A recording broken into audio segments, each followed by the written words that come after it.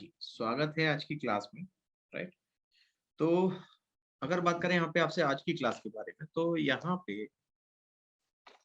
हाँ जी, तो यहाँ पे आपके लिए कुछ इम्पोर्टेंट चीज़ें हैं। हाँ जी, वेरी गुड इवनिंग सभी का यहाँ पे स्वागत है आज की क्लास में, राइट? तो आज की अगर क्लास की बात की जाए तो यहाँ पे आज हम लोग कृषि यानी कि आपके लिए जो खेती होती है, राइट? तो आज हम लोग कृषि के बारे में हम लोग आपके साथ में चर्चा करेंगे। कृषि खेती होती है और खेती में अगर बात करें आपसे तो इसको हम लोग भारतीय पृष्ठभूमि की हम लोग यहाँ पे रीढ़ कहा जाता है इसको, बैकबोन कहा जाता है for the Indian economy, right? आपकी क्लास नहीं, आपका स्वागत है राहुल जी, राइट? काफ़ी कुछ सीखने को भी मिलेगा, राइट? किस चीज़ का पेपर दिया अभी आपने राहुल जी? अभिषेक जी आपका भी कोई पेपर था क्या यहाँ पे, इससे पहले? चलिए बताइएगा, राइट? तो यहाँ पे अगर बात करें आपसे तो आज का जो आपके लिए टॉपिक हो जाएगा, वो हो जाएगा यहाँ पे एग्रीकल्चर, राइट? एग्रीकल्चर के बारे में हम लोग पढ़ेंगे, कृषि के बारे में। कृषि के बारे में बहुत सी चीज़ें हैं, राइट? जैसे अगर मैं कहूँ आपसे तो आपके लिए आलू, राइट? आलू को अगर देखा जाए तो सबसे ज़्यादा खाया जाता है, राइट? तो आलू में एक वैरायटी आती है, नाम है चिप्सोना, नाम सुना होगा आप लोगों ने, चिप्सोना, राइट? तो यहाँ पे जो चिप्सोना आलू होता है, राइट? वो आपका कह सकते हैं कि एक तरीके से इंडस्ट्रियल वे में या कह सकते हैं चिप्स बनाने में उसका यहाँ पे इस्तेमाल किया जाता है, राइट? इसके अलावा यहाँ पे आपके लिए और भी कई सारी चीजें हैं। हाँ जी, अजय जी, अभिषेक जी, राहुल जी, एक बार जरा कमेंट बॉक्स में आ जाइएगा, राइट? शुरू करते हैं आज की हम लोग यहाँ पे आपका हल चलाने वाली क्लास यानी कि कृषि के बारे में, राइट? तो अगर यहाँ पे बात करें आपसे, हाँ जी Ajay ji, very good evening, आपका भी स्वागत है। तो यहाँ पे आपके लिए सबसे पहली चीज है कि ऑफ कोर्स डाउट्स हमेशा पूछने चाहिए। डाउट सेशन में, डाउट सेशन आपके लिए बना हुआ है, उस पर जाइए, अपने यहाँ पे जो भी आपकी समस्या है, जो भी परेशानी है, उसको यहाँ पे क्लैरिफाई कीजिए। Number one. नंबर टू, यहाँ पे अगर कभी भी आपको रेटिंग की समस्या आए तो याद रखिएगा, रेटिंग हमेशा देनी है आपको 3 to 5 स्टार, 3 से 5 सितारा दे सकते हैं आप रेटिंग। और इसके अलावा यहाँ पे आपके लिए एक चीज और है, डाउट सेशन हो गया, रेटिंग हो गया, रेटिंग के साथ साथ सर जी बैकग्राउंड बहुत अच्छा है, धन्यवाद आपका अजय जी, राइट? पढ़ने में मन लगता है टॉपिक वाइज रहता है ना? तो यहाँ पे डाउट हो गया, रेटिंग, रेटिंग के अलावा अगर बात करें आपसे, हाँ धन्यवाद राहुल जी। तो यहाँ पे तो रेटिंग हो गया, और हाँ दूसरी चीज यहाँ पे जो आपकी चैट रहेगी, राइट? जो चैट रहेगी वो हमेशा कोशिश कीजिए टॉपिक वाइज, जैसे आज कृषि की बात है, राइट? तो कृषि में अगर देखा जाए तो आपके लिए एक कृषि का यहाँ पे आपके लिए एक मुद्दा उठा था, राइट? याद है मुद्दा, मुद्दे से पहले यहाँ पे आपको कुछ चीजें बताते हैं, बड़ी इंटरेस्टिंग है आपके लिए, ध्यान से सुनिएगा और थोड़ी सी चिंताजनक भी है, राइट? नेचुरल है, अब कम ही देखने को मिलता है। हाँ अजय जी, ये भी सही बात है, कम देखने को मिलता है, लेकिन किसान आंदोलन है, और अभी तो खैर चलो टिकैत जी को यहाँ पे नहीं आने दिया गया लगता, लेकिन वो कभी ना कभी तो आएंगे ही आएंगे, है ना? हाँ जी अजय जी, आपका स्वागत है काफी दिनों के बाद, राइट? तो यहाँ पे अगर बात करें आपसे, हाँ जी, नमस्कार। तो यहाँ पे अगर बात करें आपसे, देखिए सबसे पहले आप ध्यान सुनिएगा कि कृषि आखिरकार क्या होती है, राइट? तो अगर मैं कहता हूँ यहाँ पे आपके लिए कृषि के बारे में, राइट? कृषि के बारे में अगर बात की जाए तो यहाँ पे आपके लिए नंबर वन चीज क्या हो जाएगी? सबसे पहली चीज होगी कि आखिरकार कितनी यहाँ पे आपकी पॉपुलेशन, कितनी जनसंख्या काम करती है, राइट? कितनी जनसंख्या है जो आपका कृषि के क्षेत्र में होगी, ऑन एंड अराउंड क्या कहा जाएगा अगर आपसे पूछा जाए, तो कितनी जनसंख्या होगी आपके लिए, राइट? 50% कह रहा हूँ, राइट? तो अगर मैं कहूँ यहाँ पे आपसे तो कितनी जनसंख्या है जो आपके लिए यहाँ पे कार्यरत होती है, राइट? तो यहाँ पे आपके लिए जो जनसंख्या सबसे ज्यादा कार्यरत होती है वो हो जाएगी यहाँ पे आपके लिए ऑन एन अप्रोक्स में आपके लिए यहाँ पे 50% के अराउंड। तो 50% के अराउंड यहाँ पे आपके लिए जो है ये पॉपुलेशन हो जाएगी। अच्छा, इसके अलावा एक चीज और यहाँ पे आप देखिएगा, जरा ध्यान से सुनिएगा, यहाँ पे अगर मैं कहूँ कि ये जो कृषि है ना, राइट? कृषि, कृषि जो है ये आपकी भारतीय जीडीपी में कितना योगदान देती है? कृषि जो है ये आपका भारतीय जीडीपी में कितना योगदान देती है, राइट? तो अगर मैं बात करूं यहाँ पे आपसे योगदान के बारे में, समझिएगा, तो योगदान की अगर बात की जाए आपसे तो यहाँ पे योगदान देती है ये केवल 13%, केवल 13%। और आप यहाँ पे जो एग्जाम में पढ़ते हैं वो 17% है, नोट कर लीजिएगा। आप लोगों में से किसी का भी यहाँ पे अभी हाल ही में कोई पेपर तो नहीं आने वाला है, राइट? यहाँ पे अभी यूपीएसआई का जो आपके लिए पेपर हुआ है, इसका कोई पेपर तो आप लोगों ने दिया था आप लोगों ने इससे पहले? चलिए, अभी नहीं दिया है। अच्छा जी, आपने दिया था यहाँ पे पेपर क्या अभी यूपीएसआई के लिए? चलिए बताइएगा। तो यहाँ पे अगर बात करें आपसे, अभी नहीं दिया, अच्छा ठीक है ठीक है। तो यहाँ पे अगर बात करें आपसे, अच्छा हो गया राहुल जी का, हाँ ठीक है बढ़िया है। तो यहाँ पे अगर बात करें आपसे, देखिए नंबर वन चीज 50% पॉपुलेशन, नंबर टू यहाँ पे जो जीडीपी है वो 13% है केवल, यानी पैसा 13% का है, लोग 50% काम कर रहे हैं। 13 रुपए मिल रहे हैं, 50 लोगों में बांटना है, ये कहने का मतलब है पहली चीज कि कृषि में उतना उत्पादन नहीं। ठीक। अब देखिए दूसरी चीज के बारे में अगर बात करें यहाँ पे आपसे, तो आपके लिए दूसरी चीज हो जाएगी यहाँ पे सिंचाई के बारे में। सिंचाई की अगर व्यवस्था देखी जाए, तो सिंचाई जो है यहाँ पे अगर आपके लिए देखा जाए, तो आपके लिए जो यहाँ पे इरिगेशन, यहाँ पे जो आपका इरिगेटेड एरिया, जरा ध्यान से देखिएगा, जो आपके लिए इरिगेटेड एरिया है यहाँ पे आपके लिए, वो ऑन एंड अप्रॉक्स में यहाँ पे आपका 65 मिलियन, कितना है आपके लिए 65 मिलियन हेक्टेयर। ठीक। तो ये है आपके लिए यहाँ पे इरिगेटेड सिंचित क्षेत्र 65 मिलियन। अब जरा ध्यान से सुनिएगा, यहाँ पे अगर मैं कहूँ आपसे, तो आपके लिए, हाँ जी उषा जी भी जुड़ चुके हैं, आपका भी स्वागत है। तो यहाँ पे अगर बात करें आपसे, अब जरा इसको ध्यान से देखिए, सिंचाई दो तरीके से होती है। एक होती है जिसको हम लोग यहाँ पे सरफेस से, जमीन से जो आपका यहाँ पे पानी गया, जैसे नहर हो गया। दूसरा है जो हम लोग कुएं से करते हैं, जैसे बम्बा हो गया, right, a very good evening dear. जैसे बम्बा हो गया, राइट, बम्बे के अलावा यहाँ पे आपके लिए जितने भी आपके अंडरग्राउंड आपके यहाँ पे तरीके हैं, राइट। तो अगर बात की जाए यहाँ पे आपसे, तो आपके लिए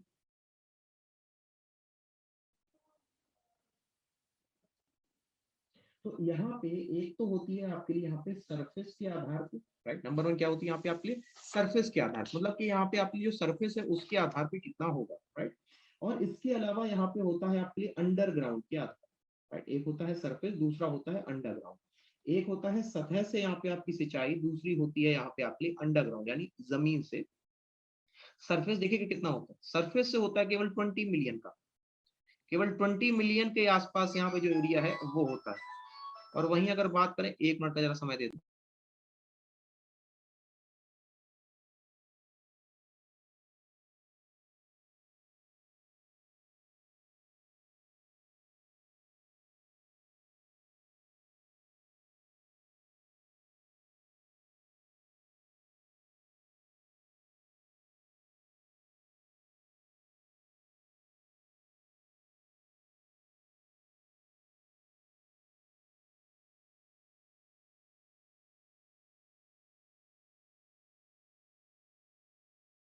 हाँ जी माफ कीजिएगा, थोड़ा सा कॉल आ गया था उसकी वजह से।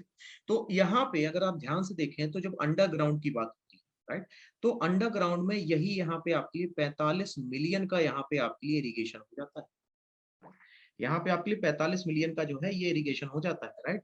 तो अगर मैं बात करूं यहाँ पे आपसे, तो एक चीज हमेशा याद रखिएगा कि हम लोगों ने जमीन के अंदर के पानी का ज्यादा यूज किया है, इंस्टेड यहाँ पे हम लोगों ने सतही पानी का यूज करने की, जैसे नदी से आ गया, जैसे यहाँ पे आपके बारिश का पानी, उसके बजाय हमने यूज कौन सा किया, हमने किया नल कुओं का, राइट। कुएं के अलावा बम्बे का, राइट। तो ये जो कुएं थे, बम्बे थे, इसीलिए यहाँ पर अब आपके लिए प्रधानमंत्री मोदी जी के द्वारा एक यहाँ पे योजना लाई गई थी, जिसके आप लोगों ने शायद नाम सुना हो, प्रधानमंत्री कृषि सिंचाई योजना, राइट। ये आप लोगों ने नाम सुना होगा, प्रधानमंत्री कृषि सिंचाई योजना क्यों लाई गई, ताकि हम ये जो आपका नीचे का पानी है इसको कम कर सकें, राइट। अब जरा एक मिनट सेकंड, इसको 10 सेकंड दीजिए, अगर कोई डाउट है तो प्लीज पूछिए। यहाँ तक क्लियर है बिल्कुल, मतलब अच्छे से आ गया, अगर एग्जाम में आएगा तो कर लेंगे कि सिंचित एरिया कितना है, यहाँ पे आपका जीडीपी का कितना रोल है, जनसंख्या कार्यरत कितनी है, बिल्कुल एकदम क्लियर होना चाहिए, राइट। एक मात्र भी शंका ना रह जाए। ठीक है, चलिए मैं मान के चल रहा हूँ यहाँ तक क्लियर हो गया होगा, आगे बढ़ते हैं। अभी इसी आधार पे एक सवाल भी लेंगे प्यारा सा, चलिए बढ़िया, दिल से क्लियर है, राइट। तो यहाँ पे इसके अलावा अगर बात करें आपसे कृषि के बारे में, जब भी आपसे सवाल होगा, तो यहाँ पे जैसे आपका यूपीएसआई का पेपर है ना, राइट, तो यूपीएसआई में थोड़ा बहुत यहाँ पे करंट से भी कई बार पूछ लेता है, राइट। तो यहाँ पे आपके लिए जो सबसे पहला एक सवाल बनता है, इसको जरा ध्यान सुनिएगा। अगर कृषि की बात होगी, तो कृषि से जुड़े हुए कुछ यहाँ पे आपके लिए महत्वपूर्ण इंस्टीट्यूट्स है, इंस्टीट्यूट्स है यहाँ पे कुछ, आपके यहाँ पर जो है इंस्टीट्यूट्स को हम लोग यहाँ पे आपका संस्थान कहते हैं, right? तो ये जो संस्थान होते हैं, ये जो इंस्टीट्यूट्स होते हैं, इसको जरा समझिएगा, राइट। हमारे भारत के कुछ महत्वपूर्ण ऐसे इंस्टीट्यूट्स हैं जिससे डायरेक्टली सवाल आता है, आप मुझे बताइएगा कहाँ पर है, ठीक है। ऑप्शंस के साथ हम लोग करेंगे, अपने कमेंट बॉक्स पे हाथ रखे रहिएगा। पहला सवाल अगर पूछा जाए तो आपके लिए यहाँ पर इंडियन इंस्टीट्यूट ऑफ, ध्यान सुनिएगा, Indian institute of vegetable research, ये कहाँ पर, Indian institute of vegetable research ये कहाँ पर है आपका, वेजिटेबल रिसर्च ये कहाँ पर, Indian institute of vegetable research, यानी कि अगर बात करें आपसे तो IIVR। ठीक, दो ऑप्शंस हैं आपके सामने, दो ऑप्शंस। पहला ऑप्शन हो जाएगा यहाँ पे आपके लिए कानपुर, ध्यान सुनिएगा, जवाब अपने आप आएगा। दूसरा होगा बरेली। कौन सा ऑप्शन सही है यहाँ पे आपकी, ऑप्शन नंबर 1 कानपुर होगा या ऑप्शन नंबर 2 बरेली होगा, इनमें से कौन सा ऑप्शन है जो ये बताता है कि सब्जियों का यहाँ पे जो आपका जो केंद्र है वो कहाँ पर।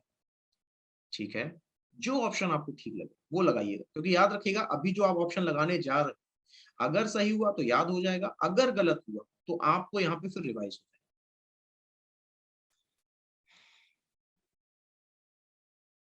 चलिए, तो यहाँ पे अगर बात करें आपसे राइट ऑप्शन के बारे में, तो आपके लिए जो सही जवाब बनेगा वो बनेगा ऑप्शन नंबर 2, यानी बरेली। बरेली में है यहाँ पे आपके लिए vegetable research institute, Indian institute of vegetable research. अच्छा, इसके अलावा अगर बात करें यहाँ पे आपसे, राइट, हाँ जी, इसके अलावा अगर बात की जाए यहाँ पे आपसे तो आपके लिए एक चीज और है। Indian institute of vegetable research के अलावा एक और है, horticulture research institute, Indian institute of horticulture research. तो अगर मैं कहूँ यहाँ पे आपसे हॉर्टिकल्चर के बारे में, तो हॉर्टिकल्चर रिसर्च के लिए यहाँ पर जो आपका संस्थान है उसे हम लोग यहाँ पे आपका बेंगलुरु के नाम से जानते हैं, उसे यहाँ पे हम लोग आपका बेंगलुरु के नाम से जानते हैं। तो बेंगलुरु में है यहाँ पे आपके लिए Indian institute of vegetable research horticulture. मतलब क्या हुआ इसको समझिएगा, जब मैं कहता हूँ सब्जियों को उगाना, जब मैं कहता हूँ बाग का लगाना, तो ये है हॉर्टिकल्चर, और इसका जो हेडक्वार्टर है, जो आपका जहाँ पे रिसर्च सेंटर हुआ है, वो आपका बेंगलुरु, राइट। ठीक है, एक बार देख लीजिए, अगर कोई डाउट हो तो प्लीज पूछिए। अभी हम लोगों ने यहाँ पे 2 संस्थान किए, अभी 2 संस्थान हम लोग और करेंगे। हिंदी में अगर इंग्लिश में कोई दिक्कत है तो वो भी प्लीज पूछिएगा, क्योंकि उसको भी बताने को यहाँ पे जो है आपको यहाँ पे थोड़ा सा मदद मिलेगी, राइट।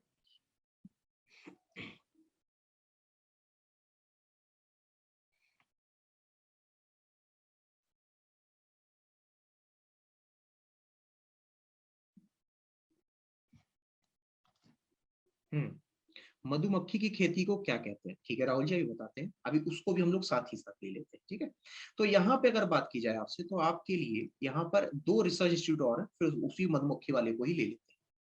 यहाँ पे अगर मैं कहूँ आपसे तो आपके लिए एक बनेगा, एक और यहाँ पे आपके लिए वेजिटेबल हो गया, एक है आपके लिए IARI, ये नाम सुना है, IARI,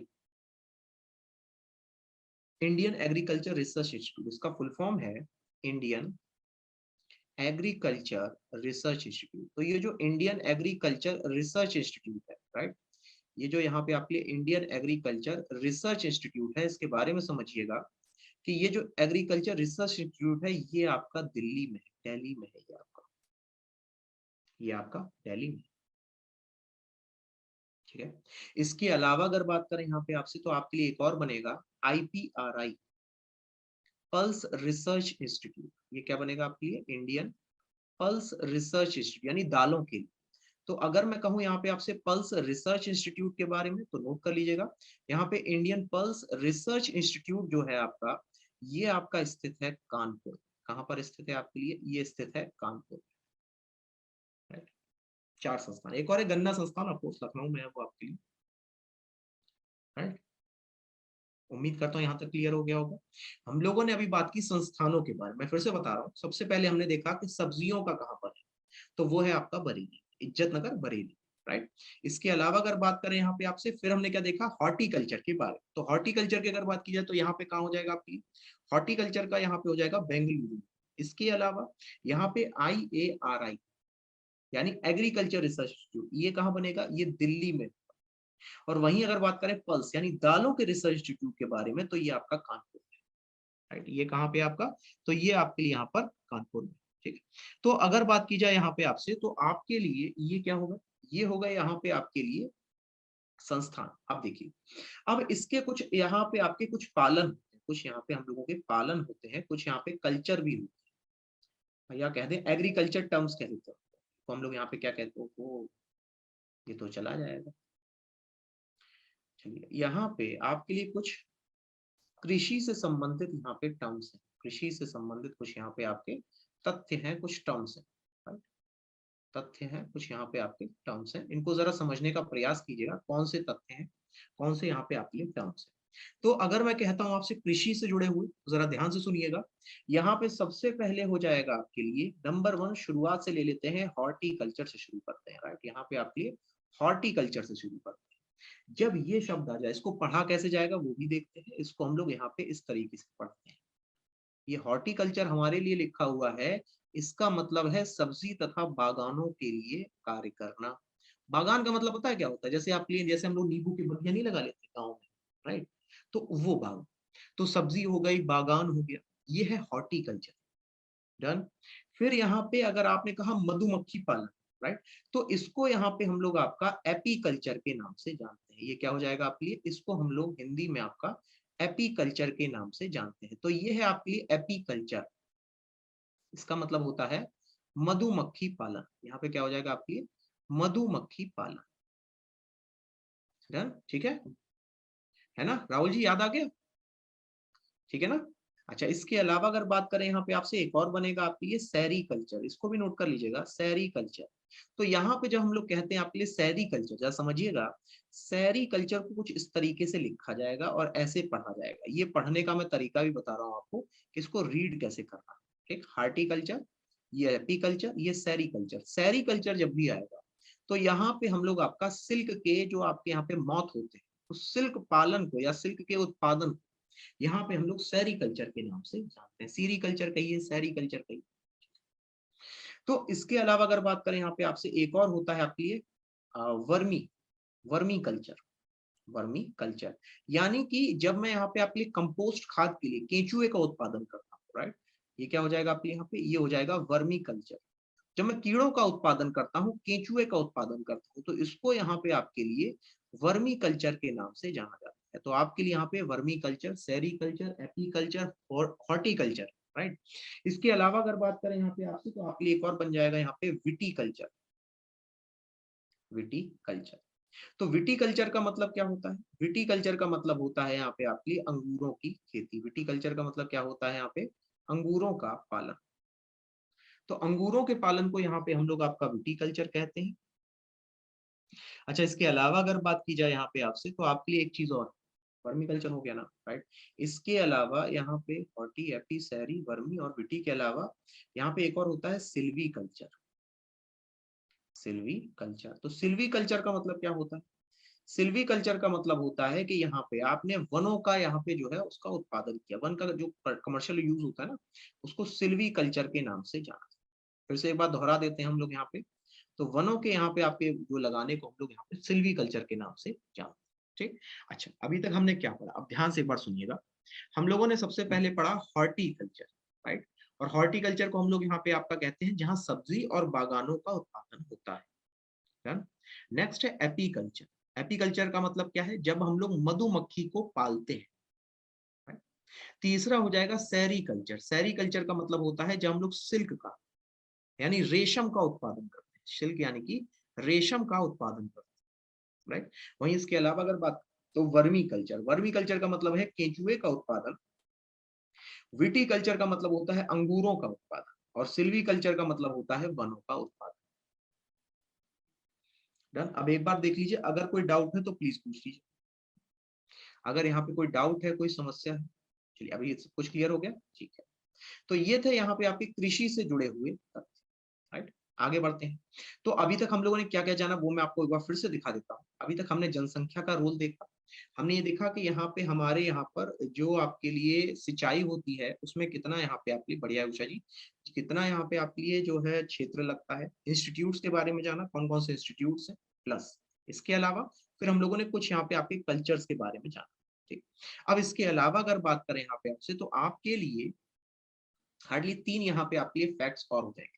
इसको हम लोग कहेंगे कृषि फैक्ट्स, एग्रीकल्चर फैक्ट्स, ठीक है। अभी तक हम लोगों ने ये देखा, अब यहाँ पे आपके लिए जो कृषि फैक्ट्स होते हैं वो भी पूछे जाते हैं। कृषि फैक्ट्स ही चल भी रहे थे यहाँ पे आपके कृषि फैक्ट्स। सबसे पहला है, नंबर 1 है कि अगर आपसे पूछा जाए कि यहाँ पे किसान दिवस कब मनाया जाता है, किसानों का जो दिवस है वो कब मनाया जाता है, तो यहाँ पे आपके लिए किसान दिवस हो जाएगा 23 जनवरी को। 23 जनवरी को चौधरी चरण सिंह जी का बर्थडे होता है, उसी दिन यहाँ पे आपके लिए मनाया जाता है किसान दिवस। पहला फैक्ट। ठीक, इसके अलावा दूसरा फैक्ट क्या हो जाएगा? दूसरा फैक्ट है कि वो कौन सा आपके लिए प्रथम राज्य है, कौन सा यहाँ पे आपके लिए प्रथम राज्य है जिसे जिसे 100% ऑर्गेनिक घोषित किया गया। राज्य के बारे में बात करेंगे, फिर हम लोग यूटी की भी चर्चा करेंगे। यूटी भी है आपकी यहाँ पर, इसको 100% ऑर्गेनिक घोषित किया गया, घोषित है। ठीक, तो यहाँ पे आपके लिए कौन सा हो जाएगा? हाँ, इसी दिन आपके यहाँ पे किसान मेला भी लगता है, बिल्कुल सही है आपका। तो यहाँ पे आपके लिए क्या हो जाएगा 100% यहाँ पे, तो ये हो जाएगा सिक्किम। कौन सा बनेगा आपके लिए? सिक्किम। सिक्किम जो है ये आपका पहला ऐसा 100% ऑर्गेनिक, यानी कि इनके खेतों में कोई भी केमिकल का इस्तेमाल नहीं। ऐसे ही एक यूनियन टेरिटरी भी है। इसका मतलब क्या हुआ? इसका मतलब हुआ केंद्र शासित प्रदेश। जैसे आपके लिए दिल्ली हो गया, पुडुचेरी हो गया, इसको मैं बता रहा हूँ। तो इसमें जो आपके लिए है समय, वो है लक्षद्वीप। नोट कर लीजिएगा, वो हो जाएगी आपके लिए लक्षद्वीप। दो चीजें हो गई। ठीक, इसके साथ साथ अगर बात की जाए यहाँ पे आपसे, तो आपके लिए एक और चीज बन जाएगी। राइट, अब पॉइंट्स ही ले रहे हैं, 2-3 पॉइंट्स और ले लेते हैं, वो आपको काम आएंगे। राइट, इंपॉर्टेंट पॉइंट्स हैं, इंपॉर्टेंट कृषि फैक्ट्स हैं आपके लिए। तो ये होगा यहाँ पे इंपॉर्टेंट कृषि फैक्ट्स। ठीक, फिर एक रिवीजन करेंगे, फिर आगे बढ़ेंगे, फिर हम लोग यहाँ पे फसल है, एमएसपी है, इसकी तरफ देखें। तो यहाँ पे अगर बात की जाए आपसे अगले फैक्ट के बारे में, अगला हो जाएगा कि यहाँ पे किस राज्य के द्वारा भारत में पहली बार भारत में पहली बार सब्जियों के लिए सब्जी के लिए एमएसपी को जारी किया गया। सब्जी के लिए एमएसपी को जारी किया गया। सब्जी के लिए एमएसपी को जारी किया गया।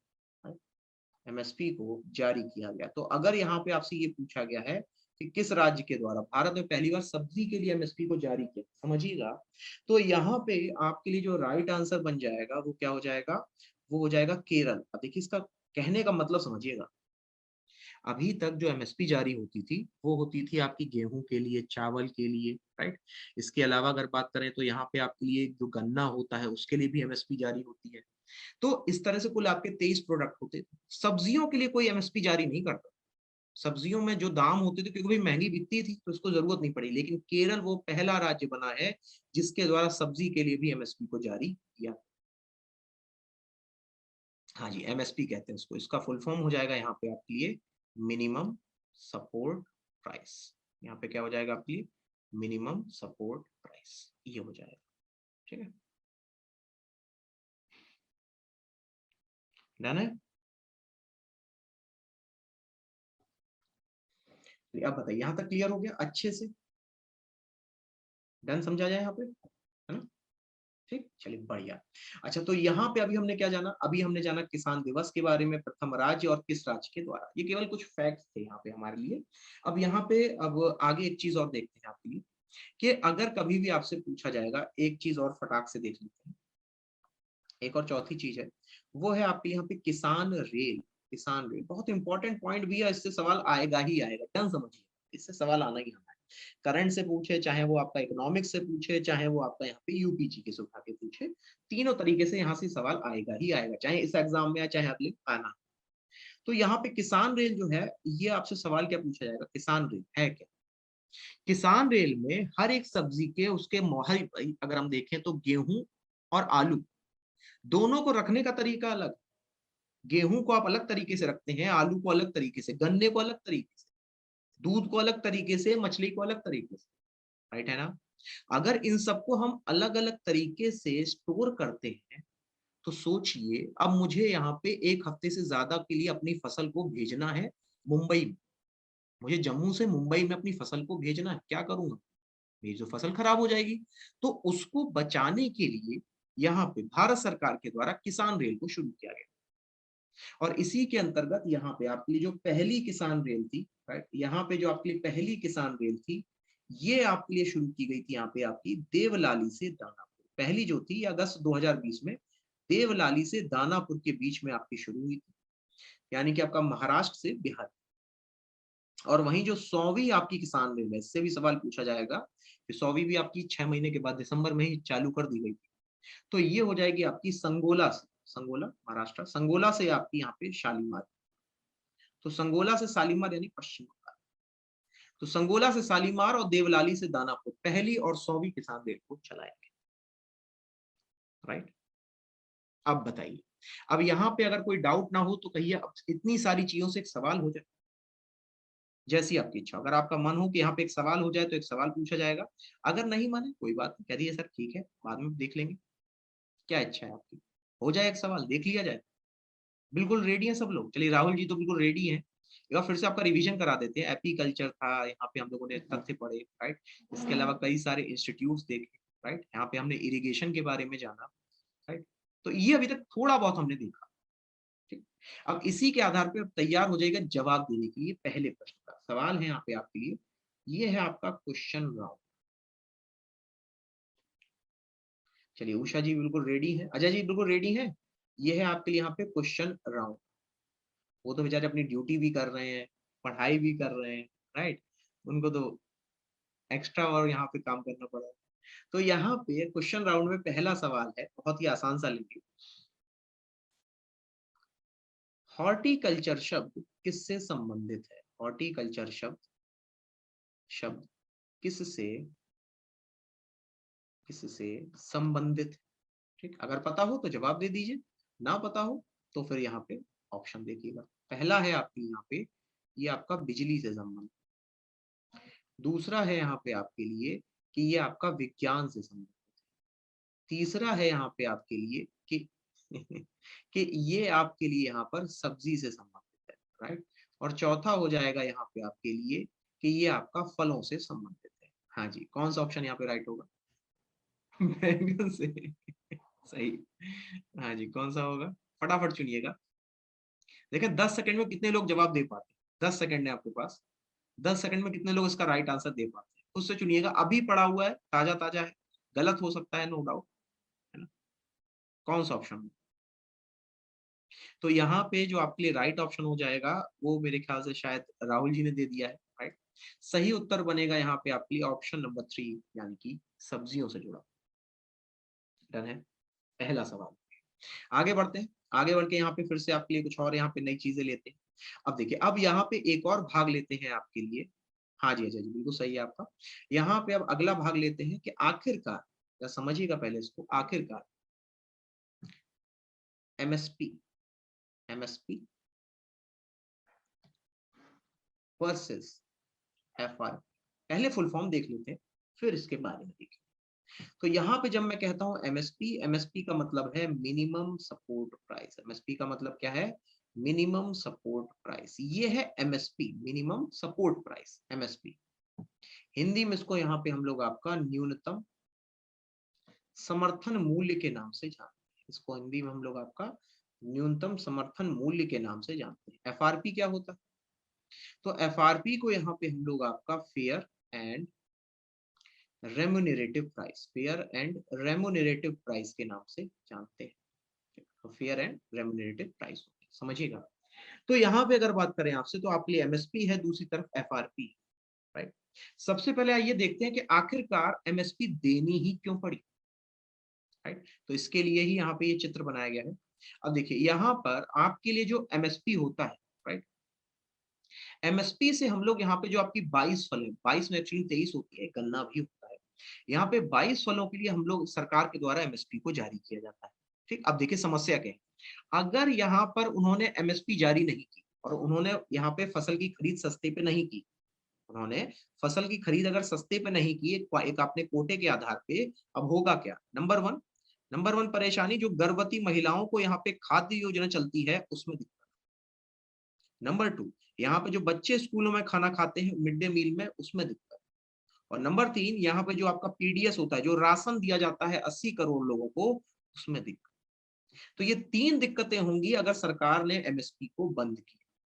ये 3 दिक्कतें होंगी जो सरकार के द्वारा यहाँ पे आपकी एमएसपी को अगर बंद किया जाएगा। तो इसीलिए एमएसपी का जारी होना अत्यंत आवश्यक।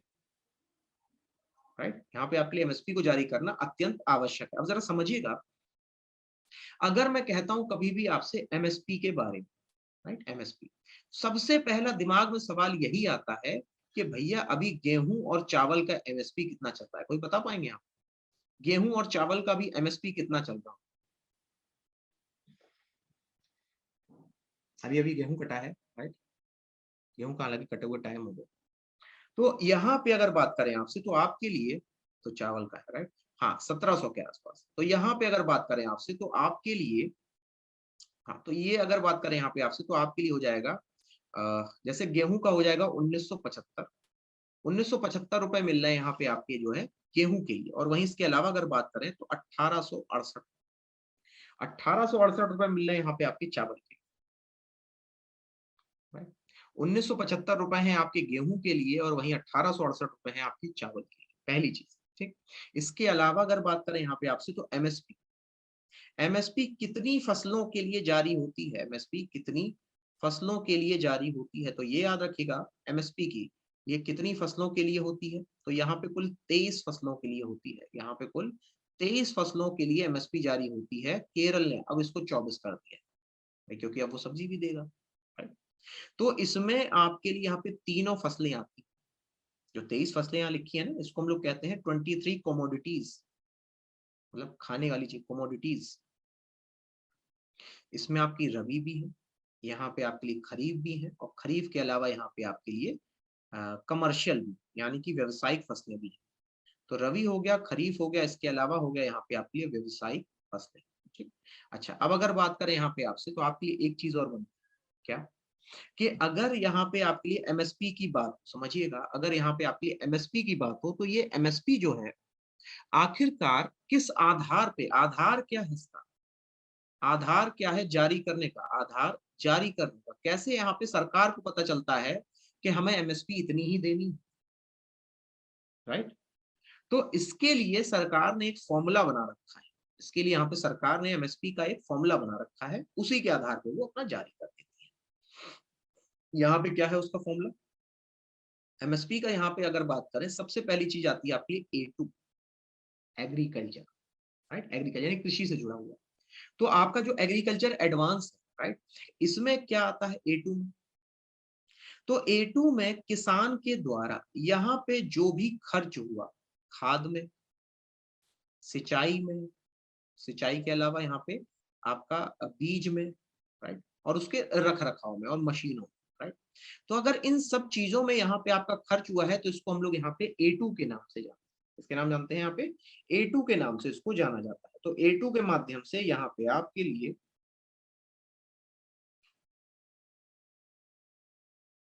राइट, तो A2 के नाम से यहाँ पे इसको आपका जाना जाता है। तो ये हो गया A2 के नाम से। अच्छा, इसके अलावा अगर बात करें यहाँ पे आपसे तो आपके लिए एक चीज और है, यहाँ पे आपके लिए खाद, सिंचाई और बीज के अलावा जो मशीनें होती है, राइट, वो किसानों के आधार पे आपकी ये जारी की। पहला क्या है, पहला है किसान के लिए खर्च। अब भैया किसान ने कहाँ कहाँ खर्च किया, तो ऑफकोर्स अपनी मिट्टी, अपनी यहाँ पे जमीन के लिए किया, खाद खरीदी होगी, सिंचाई के लिए सामान खरीदे होंगे, बीज खरीदा होगा, मशीनें खरीदी। इसके अलावा अगर बात करें यहाँ पे आपसे तो आपके लिए एक और चीज हो जाएगी, वो है FL, फैमिली लेबर कहते हैं इसको। इसको हम लोग क्या कहते हैं यहाँ पे आपका, इसको यहाँ पे हम लोग आपका फैमिली लेबर के नाम से जानते हैं।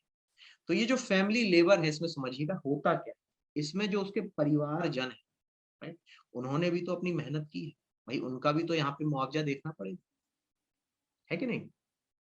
तो इन दोनों चीजों को सरकार देखती है कि यहाँ पे आखिरकार जो आपके लिए फैमिली लेबर है और इसके अलावा जो किसान है FL, तो एमएसपी को जब भी जारी किया जाता है तो नंबर वन यहाँ पे क्या देखा जाता है कि भैया किसान ने कितना खर्चा किया, ये तो A2 हो गया, और प्लस इसके अलावा यहाँ पे आपके लिए FL हो गया, यहाँ पे क्या हो गया आपके लिए FL, और इसके अलावा यहाँ पे जो भी किराया वगैरह लगा, right, जो भी यहाँ पे आपके लिए किराया वगैरह लगा मशीनों में, वो यहाँ पे लगा। तो इस आधार पे यहाँ पे आपके लिए एमएसपी को तैयार किया जाता है, राइट। तो ये है यहाँ पे आपके लिए एमएसपी को तैयार करने का तरीका,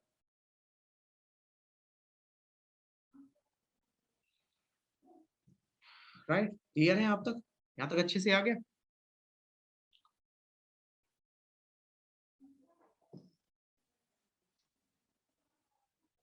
डन है।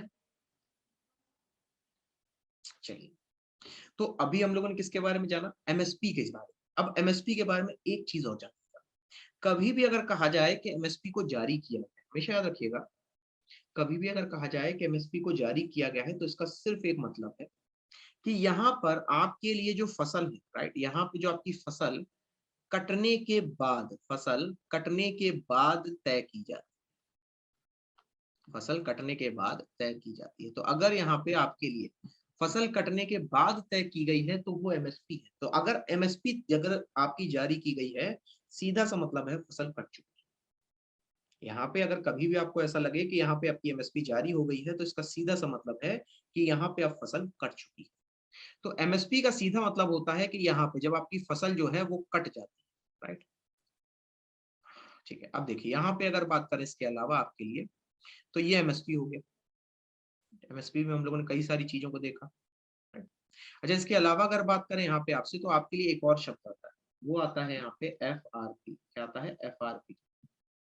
एफआरपी क्या होता है, एफआरपी होता है fair and remunerative price. FRP क्या होता है, फेयर एंड रेम्युनरेटिव प्राइस। तो ये जो फेयर एंड रेम्युनरेटिव प्राइस है, इसको समझिए क्या कहता है। तो फेयर एंड रेम्युनरेटिव प्राइस का मतलब है कि भैया दाम अच्छे से दिया है, ठीक ठाक दिया है, राइट। तो एफआरपी के अंतर्गत एक चीज इसको यहाँ पे देखिएगा कि एफआरपी का मतलब क्या है। एफआरपी का देखिए यहाँ पे क्या आखिरकार लॉजिक, एमएसपी का मतलब ऑफ कोर्स वो सरकार देगी ताकि किसानों को यहाँ पे जो है वो उनके जो है मार्केट के दाम पे ही उनको जो है खरीद हो पाए की फसल की, ताकि उनको नुकसान ना हो। एक तरीके से एमएसपी का मतलब है एक सुरक्षा ढाल किसानों के लिए। क्या है, ये सुरक्षा ढाल है आपके किसानों को, उनकी ताकि पैदावार में ढाल, ढाल जो है आपकी ये किसानों की, राइट। अच्छा, इसके अलावा अगर बात करें यहाँ पे आपसे, तो आपके लिए एफआरपी क्या है। तो एफआरपी एक्चुअली में अगर देखा जाए तो यहाँ पे होता क्या था कि यहाँ पे आपके लिए ये चीनी मिल है, राइट। ये क्या है यहाँ पे आपके लिए, ये है आपके लिए यहाँ पे चीनी मिल, ठीक। अब इस चीनी मिल में यहाँ पे जब भी किसान जो है अपना यहाँ पे जो है गन्ना लेके आता था, तो गन्ना लाने के बाद यहाँ पे उसको जो है चीनी मिल कहता था कि ये जो यहाँ पे तुमने गन्ना जमा किया है, तो इसका जो पैसा होगा वो एक काम करना, मुझसे 1 साल के बाद लेना। जब तुम्हारी चीनी बिक जाएगी, चीनी से पैसा आएगा, मैं तुम्हें चुका दूंगा 1 साल के बाद। अब किसानों को तो दिक्कत हो जाएगी भाई, उन्होंने उनको तो यहाँ पे अगले साल की फसल भी लगानी है उसको, और यहाँ पे उसको इसी का मूल्य नहीं मिला। तो इसको खत्म करने के लिए यहाँ पे अब सरकार ने क्या रास्ता बनाया, सरकार ने यहाँ पे क्या रास्ता बनाया? सरकार ने कहा कि यहाँ पर अब जो चीनी मिल के मालिक है, राइट, यहाँ पे आपके लिए जो चीनी मिल के मालिक है, अब चीनी मिल के जो मालिक है उनको यहाँ पे सरकार जो है वो मुहैया करा देगी आपका यहाँ पे एमएसपी। और ये जो एमएसपी है ये आपकी यहाँ पे चुकाई जाएगी चीनी मिलों के द्वारा। तो चीनी मिल यहाँ पे डायरेक्टली जब पे करती है एफआरपी, तो किसानों के भुगतान के लिए यहाँ पे सरकार के द्वारा किया हुआ प्रयास ही एफआरपी के नाम से, यानी फेयर एंड रेम्युनरेटिव प्राइस के नाम से जाना जाता है। क्लियर हो गया, कोई सो तो नहीं गया, यहाँ तक डन है अच्छे से, है ना। अच्छा, यहाँ पे एक चीज और नोट कर लीजिएगा कि अगर आपसे पूछा जाए, यहाँ पे जरा ध्यान दीजिएगा कि अगर आपसे पूछा जाए कि यहाँ पर है ना राहुल जी, राइट। तो यहाँ पे अगर बात करें आपसे, तो आपके लिए यहाँ पर जो एफआरपी होता है, एफआरपी सदैव फसल लगने से पहले, जरा देखिए, कटने से पहले नहीं, लगने से पहले तय की जाती है। लगने से पहले ही यहाँ पे आपके लिए पहले तय की जाती है। तो आपके लिए यहाँ पे लगने से पहले ही तय की जाती है आपकी एफआरपी। तो एफआरपी सदैव यहाँ पे फसल लगने से पहले ही आपके लिए तय की जाती है, राइट। डन है यहाँ तक, ठीक है। तो ये था आपके लिए एफआरपी के बारे में। एफआरपी के अलावा हम लोगों ने देखा यहाँ पे आपके लिए एमआरपी के बारे में, डन। तो अभी तक हम लोगों ने क्या क्या जाना, हम लोगों ने जाना, मैं एक बार फिर से आपको यहाँ पे रिमाइंड करा देता हूँ क्या क्या देखा। हम लोगों ने देखा सबसे पहले जनसंख्या के आधार पर कितने लोग काम कर रहे हैं, तो अप्रोक्सीमेटली 49% कहिए चाहे 50%, उतना ही। जीडीपी में कितना योगदान है, अभी वर्तमान समय में 13 से 14% लिखा होगा आपके लिए कई जगह पे, लेकिन ओरिजिनली पहले कभी 17% इसका योगदान होता था। इरिगेटेड एरिया के बारे में अलावा हम लोगों ने इंस्टीट्यूट के बारे में पढ़ा, फिर हमने पढ़ा यहाँ पे कृषि के तथ्यों के बारे में, फिर हमने कुछ फैक्ट्स देखे, फिर हमने जाना एमएसपी और एमएसपी के अलावा यहाँ पे एफआरपी के बारे में, राइट। अब हम लोग देखते हैं यहाँ पे आपके लिए फसलों के बारे में। फसलें कितने प्रकार की होती है जरा समझिएगा।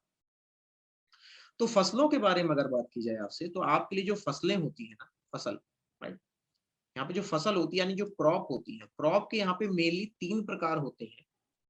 लेकिन अगर देखा जाए तो यहाँ पे आपके लिए एक प्रकार अलग से भी होता है जिसको हम लोग कमर्शियल क्रॉप कहते हैं,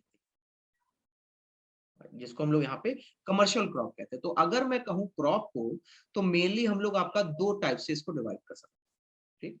नंबर 1 है यहाँ पे आपके लिए फूड क्रॉप, और दूसरी है यहाँ पे आपके लिए कमर्शियल। एक क्या है आपके लिए फूड क्रॉप है यानी खाने वाली खाद्य योग यहाँ पे आपकी फसल है। दूसरी है यहाँ पे आपके लिए कमर्शियल क्रॉप। कमर्शियल क्रॉप में हमेशा एक चीज याद रखिएगा, ये वाली जो फसल है कभी भी आप खा नहीं सकते, ठीक है। कोई एक आध उदाहरण याद है आप लोगों को कमर्शियल क्रॉप का? कमर्शियल क्रॉप का कोई भी उदाहरण जो अभी हाल ही में आपका हो, आसपास हो, कोई एक उदाहरण जो आपको याद हो। बताएं। ठीक है, जूट बताया, राहुल जी ने बताया जूट।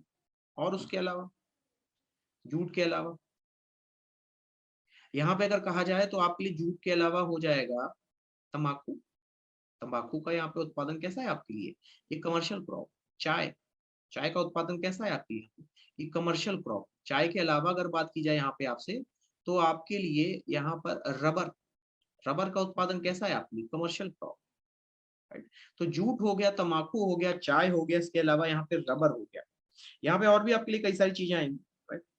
तो ये है आपके लिए यहाँ पर कमर्शियल क्रॉप्स, जिसको आप खा नहीं सकते, इनको केवल बेचने के लिए। जैसे गन्ना, गन्ना भी कमर्शियल क्रॉप में ही आता है, ये याद रखिए। इसको हम लोग कैश क्रॉप भी कहते हैं। कमर्शियल क्रॉप को ही हम लोग यहाँ पे कैश क्रॉप के नाम से जानते हैं। ये कैश क्रॉप, ये अलग सेगमेंट है पूरा। गन्ना आप वैसे खाते हो, राइट, लेकिन ये आपका खाना नहीं होता। ऐसा नहीं है कि रोटी के साथ गन्ना खा रहे हो, गुड़ खा सकते हो वो भी थोड़ा। अच्छा, यहाँ पे अगर बात करें आपसे, तो आपके लिए यहाँ पर जब मैं कहता हूँ क्रॉप्स के बारे में, राइट, तो क्रॉप्स जो है यहाँ पे आपकी ये 3 प्रकार की होती है, राइट राहुल जी? 3 प्रकार कौन से? नंबर 1 हो जाएगा यहाँ पे आपके लिए खरीफ, राइट। नंबर 1 कौन सा हो जाएगा? खरीफ। दूसरा हो जाएगा यहाँ पे आपके लिए रबी फसल, और तीसरा हो जाएगा यहाँ पे आपके लिए जायद फसल। तीसरा कौन सा हो जाएगा यहाँ पे आपके लिए? जायद फसल। ये 3 फसलें होती हैं जो यहाँ पे आपकी देखी जाती है। तो अगर मैं कहूँ यहाँ पे आपसे खरीफ, ये क्या है आपके लिए? ये खरीफ है। ये आपके लिए यहाँ पर रबी है। रबी के अलावा अगर बात करें,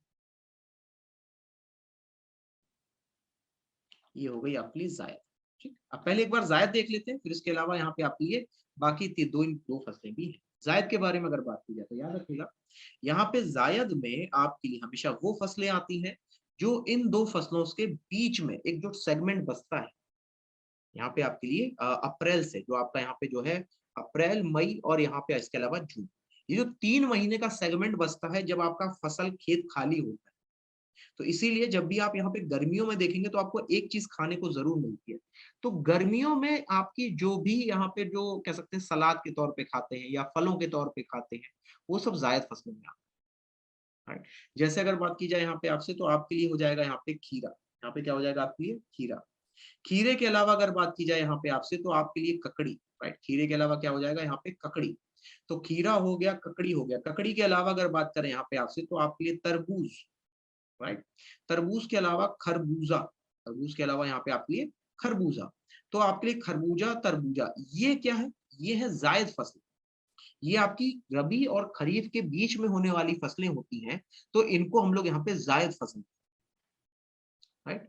चलिए आगे बढ़ते हैं। अब इसके अलावा अगर बात करें यहाँ पे आपसे, तो आपके लिए खरीफ और खरीफ के अलावा रबी। रबी यहाँ पे अगर मैं कहूँ आपके लिए खरीफ फसल के लिए, तो खरीफ फसल अगर आपको कभी भी याद करनी हो, तो आपको यहाँ पे याद करना है कि मेहर के गधे ने दिल से बाजा बजाया। मेहर के गधे ने, ये ट्रिक है, ये ट्रिक है यहाँ पे आपके लिए खरीफ फसल को याद करने की। तो मेहर के गधे ने दिल से बाजा बजाया, राइट। यहाँ पे आपके लिए दिल से बाजा बजाया, राइट।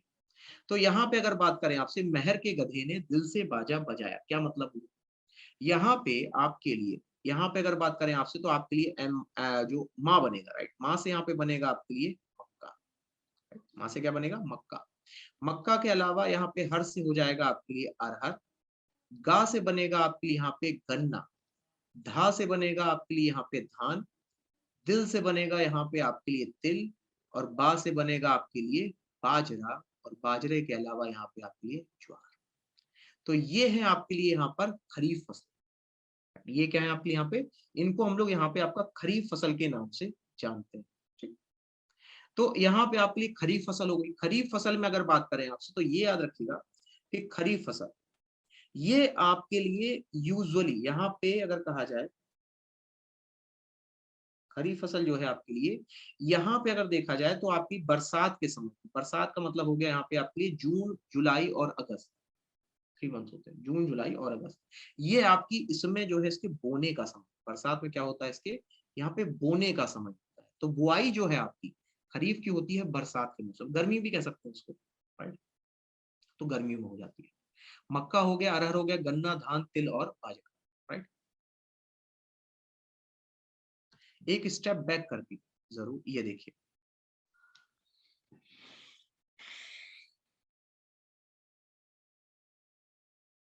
ठीक है, हो गया। चलिए आगे बढ़ते हैं। तो यहाँ पे अगर बात करें आपसे तो आपके लिए जब मैं कहता हूँ रबी फसल के बारे में समझिएगा, रबी फसल।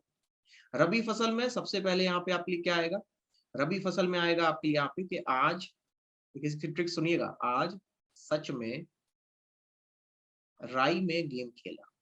राई में गेम खेला, ये क्या हो गया आपके यहाँ पे? ये ट्रिक हो गई कि आज सच में राई में गेम खेला। तो आपके लिए आज से आ से क्या बनेगा? आ से बनेगा यहाँ पे आपके लिए आलू। जा से बनेगा यहाँ पे आपके लिए जौ, ठीक है। सा से बनेगा आपके यहाँ पे सरसों। और सरसों के अलावा चा से बन जाएगा यहाँ पे आपके लिए चना। नेक्स्ट राई, ऑफ कोर्स राई ही रहेगी यहाँ पे। इसके अलावा यहाँ पे गे से हो जाएगा आपके लिए गेहूं। और माँ से बनेगा आपके लिए मटर। तो ये है आपके लिए आलू, जौ, सरसों, चना, राई, गेहूं और मटर। आज सच में राई में गेम खेला। ये हो गई आपके लिए वो फसलें जो कि आपकी रबी फसल के तौर पे जानी जाती है। 1 मिनट का समय दे दीजिएगा।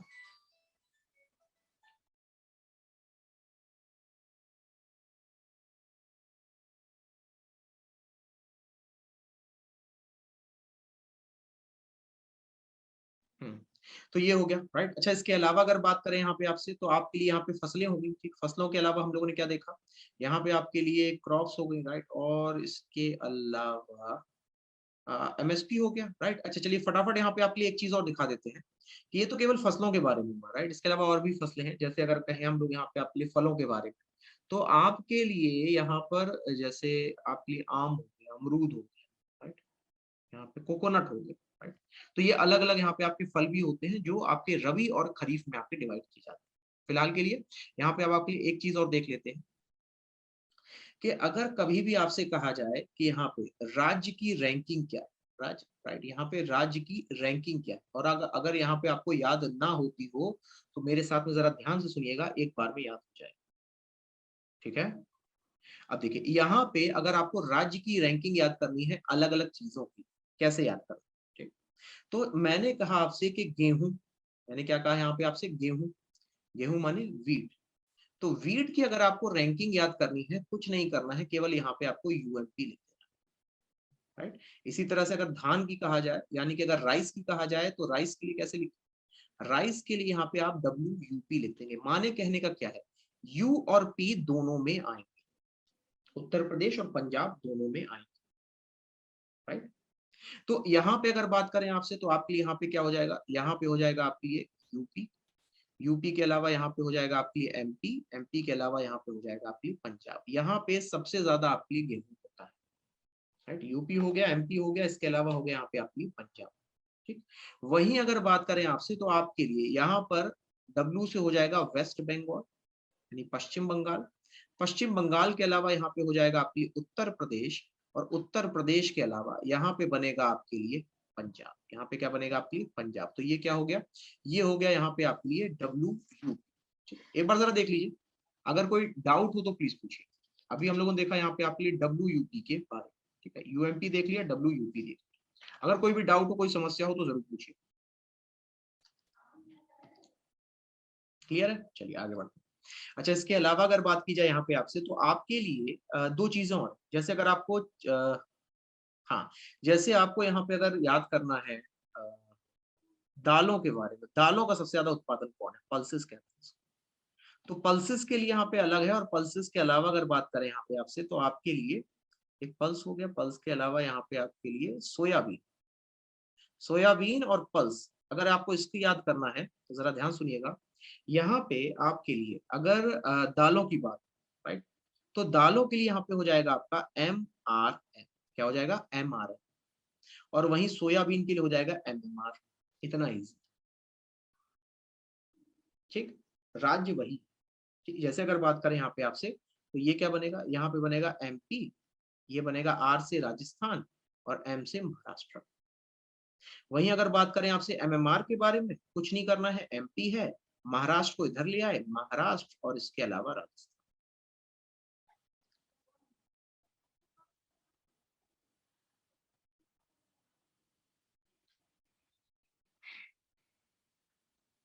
यहाँ तक क्लियर है? अच्छे से एक बार प्लीज कंफर्म कीजिएगा। यहाँ तक क्लियर हो गया? हम्म। अच्छा, एक चीज और दिखाते हैं यहाँ पे। इसके अलावा अगर बात करें आपसे, तो अगर आपको याद करना हो मूंगफली के बारे में, ग्राउंड नट के बारे में, अभी आपको कॉफी का भी बताएंगे, ग्राउंड नट के बारे में याद करें। मूंगफली, मूंगफली कहते हैं। तो मूंगफली बहुत ग्रेट थी। मूंगफली क्या थी? बहुत ग्रेट थी, राइट। तो ग्रेट से क्या बनेगा आपके यहाँ पे? ग्रेट से बनेगा गुजरात, राजस्थान, टी से तमिलनाडु। तो गुजरात, राजस्थान और तमिलनाडु, ये होगा यहाँ पे आपके लिए ग्राउंड नट के सबसे ज्यादा उत्पादक देश, राज्य।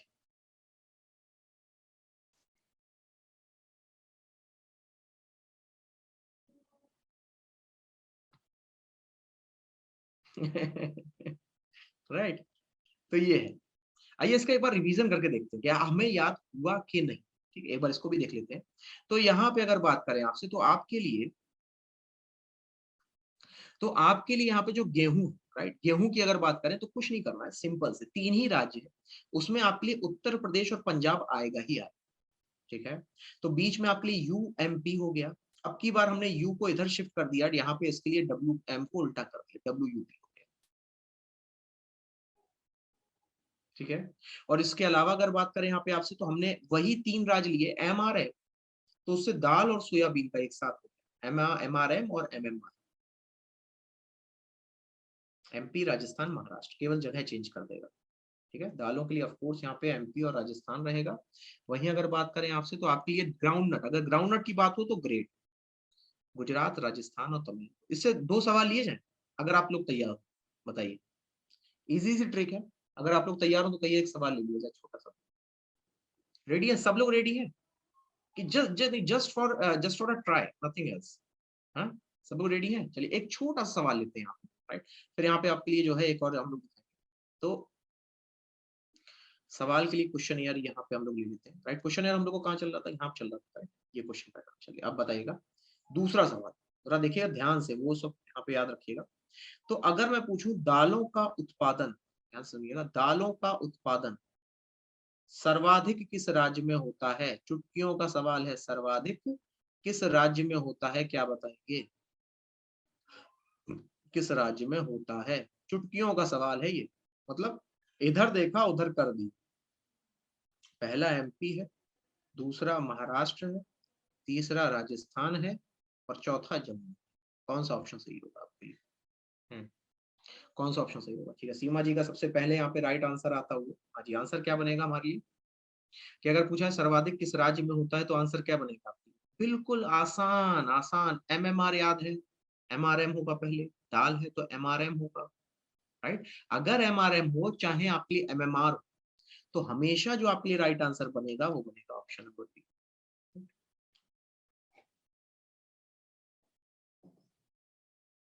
डन है यहाँ तक?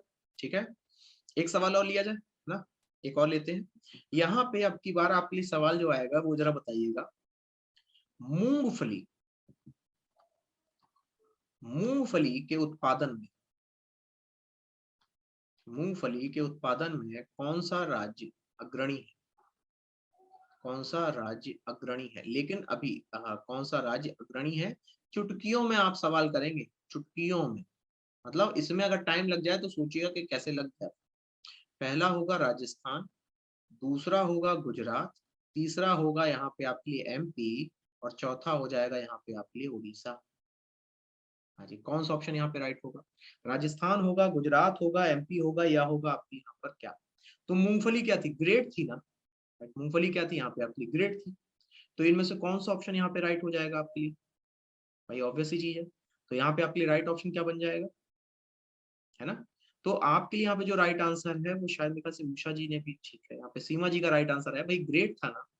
राइट, यहाँ पे क्या था? ग्रेट। ठीक। अब आपको कुछ नहीं करना था, सिर्फ पहला लेटर उठाते हैं, सिर्फ एक पहला लेटर आप उठाते, आपको अपना आंसर मिल जाता, इतना इजी। राइट। तो कौन सा ऑप्शन बनेगा यहाँ पे आपके लिए, है ना? तो यहाँ पे प्यारे साथियों आपके लिए जो राइट ऑप्शन बन जाएगा वो बनेगा यहाँ पे ऑप्शन नंबर, गुजरात मूंगफली के उत्पादन में सबसे आगे। चलिए अब फटाफट, अरे रे रे रे, चलिए अच्छा, इसके अलावा यहाँ पे आपके लिए कॉफी, कॉफी की अगर बात की जाए, कॉफी, कॉफी की अगर बात की जाए तो यहाँ पे आपके लिए क्या हो जाएगा? यहाँ पे किटकैट हो जाएगा। किटकैट, ठीक है। किटकैट कैसे होगा? किटकैट से यहाँ पे आपके लिए होगा कर्नाटका, केरला और तमिलनाडु। राइट। तो ये था यहाँ पे आपके लिए राज्यों की रैंकिंग। हाँ, साउथ में ही सबसे ज्यादा कॉफी होती है आपकी। राइट। साउथ में अगर कहें तो आपके लिए कर्नाटका में आपकी सबसे ज्यादा कॉफी होती है, अरेबिका कॉफी जो है वो आपकी वहां पे जो है बाहर से आती है। तो अच्छा, एक चीज और, इसलिए साउथ में जो है आपके लिए यहाँ पर जो कॉफी होती है, फिल्टर कॉफी बड़ी फेमस है वहाँ, और वहाँ की क्वालिटी भी अच्छी होती है भारत के वहाँ पे, मतलब नॉर्थ के उस मुकाबले में। राइट। तो ये था। अच्छा, कौन सी चीज बेहतर होती है, चाय ज्यादा बेहतर होती है या फिर कॉफी? चलिए ये था आज तक के लिए। कौन सी चीज ज्यादा फायदेमंद है, चाय या कॉफी? ज्यादा फायदेमंद कौन सी चीज पीने में, चाय ज्यादा फायदेमंद है या कॉफी? उषा जी कह रही है चाय ज्यादा फायदेमंद। और उसके अलावा कौन सी चीज आपके हिसाब से ज्यादा हेल्दी है, नुकसान कम है फायदे ज्यादा? देखिए एक चीज बता दें कि यहाँ पे आपके लिए जो चाय होती है वो ग्रीन में अच्छी होती है। राइट। और जो कॉफी होती है वो यहाँ पे आपकी बिना मिल्क, लेकिन बहुत स्ट्रांग भी हो जाती है। राइट। तो ये चीज है। ठीक। तो चलिए ये था यहाँ पे आज तक का हमारा आपके लिए यहाँ पे सेशन। राइट। उम्मीद करता हूँ कुछ चीजें याद हुई होंगी आज, आज के इस पूरे सेशन में कुछ चीजें याद हुई होंगी, कोई भी चीजें XYZ, कोई भी ABC, कुछ भी यहाँ पे याद हुआ? कृषि के बारे में हम लोगों ने जो शुरुआत की थी यहाँ पे, जनसंख्या के बारे में। राइट। फिर हम लोगों ने देखा कि भाई MSP क्या होता है, FRP क्या होता है ना? तो ये था। ठीक है, तो चलिए अब यहाँ पे लेते हैं आपसे इजाजत, है ना? अब नमस्कार, thank you very much, end of course good night.